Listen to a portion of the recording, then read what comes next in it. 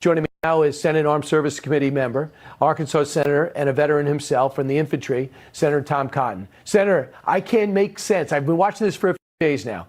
I can't make sense of their objective. Did they just want the spotlight, or what are they trying to do?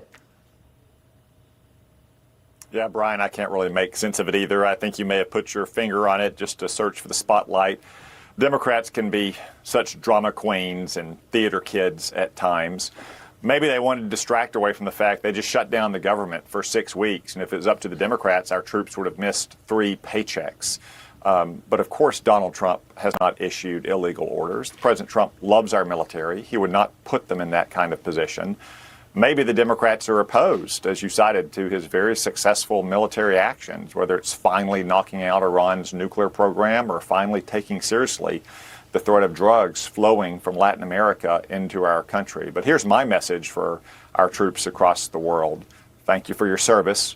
You should be proud of our military, proud of your chain of command, and happy that we have a president and a secretary of defense who is going to make sure that you have to face tough, realistic training every day, so you'll be prepared to fight and win our nation's wars, and hopefully, for that reason, never have to fight them in the first place. So, Senator, let me ask you a question. If there's a Democratic president and they know you're a respected veteran, and they said, Tom, I need you to cut this tape, condemning that president, urging the men and women in uniform to object to any law, anything, any order that they don't like, what would you have said?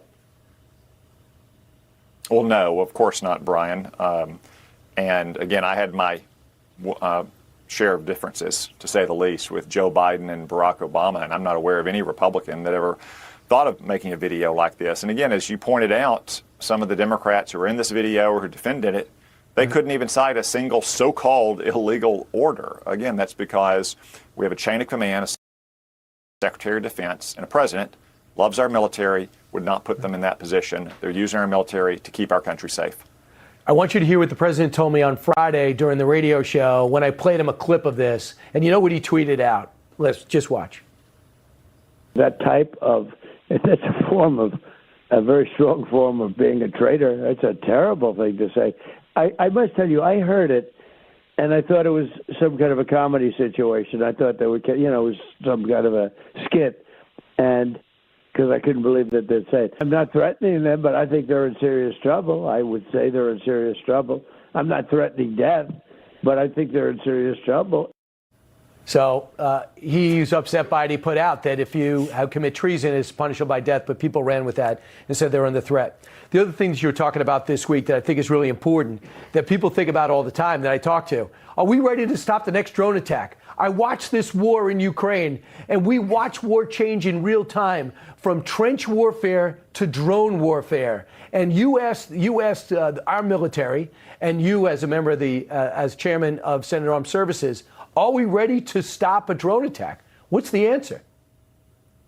No, Brian, unfortunately, we're not. As you say, the war in Ukraine has shown the threat from drones. Some of what Israel did to Iran back in the summer, again, shows the threat from drones that can be infiltrated into a country. It's a simple fact that too many of our military facilities and large civilian gatherings are simply unprotected from potential drone attacks. That's why I have legislation that hopefully will be included in the annual defense bill first, that would allow our military to target drones that are approaching our military bases. Right now, it's only a small handful of them. Frankly, we should treat it just like we'd treat, say, a box truck speeding towards the front gate. Our military guards would be expected to stop it. We should stop drones approaching our military bases. Likewise, for large civilian gatherings, only a handful of them actually have dedicated federal authorities to protect the airspace, even though they're all shut down in terms of airspace. So this past weekend of college football and NFL games, very few of them actually had federal authorities there to protect that airspace, even though it was closed. So my legislation would allow state and local authorities, of which we have many more than federal law enforcement officers, to protect airspace so tens of thousands of people, when they gather together for football games or baseball games or NASCAR races or political rallies, will be protected from the threat of potential drone attacks. I know they're doing some cutting edge stuff to try to stop the Russian drones with the Ukraine. I hope we work with them. But the numbers are stunning, in terms of what's happened with drone activity. U.S. military installation, 350 unauthorized flights, U.S. southern border, 27,000, and you mentioned over stadiums. Lastly, I was intrigued by this because you have so much to do with the buildup of our military, and that is there was an article in the Wall Street Journal, and I want you to take a look at the headline, how Pete Hegseth, Secretary of War, can seize the 1939 moment. The essence of the Pentagon reform lies in rewiring the machinery that connects the budget authority to the operational need. Can we reestablish our military industrial base to the pace it had in 1939 prior to the attack on Pearl Harbor that made us able to win that war? Are we at that moment, and are we capable of responding to the challenge? Brian, I'm afraid we may be. Pete Hegseth gave an outstanding speech on how to reform defense acquisition and procurement. I'd recommend all your viewers to read it. We need to follow through on those reforms. We need to make it easier for small businesses and cutting-edge, innovative entrepreneurs to do business with the Pentagon, not just the big traditional defense contractors. But Secretary Hegseth and the Pentagon need more than just reform. They also need the money. And it's incumbent upon Congress to make sure that we're funding our military at a level appropriate to the threat. Our big, beautiful bill earlier this year had an historic investment in things like innovation for drone warfare, for missile defenses, for shipbuilding, but we also need to increase our annual defense budgets as well to reflect the threat that we truly face from countries like Communist China. What do you see your role in this? How do you see your role?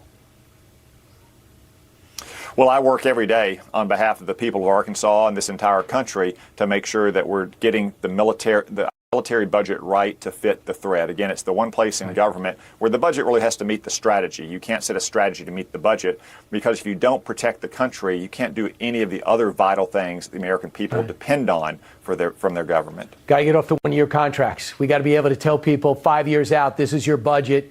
And I think the contractors want that and the Pentagon needs that. I don't care who the president is. I don't know if that's possible, but I'd love to see it. Senator Tom Cotton, always great. Thank you, sir.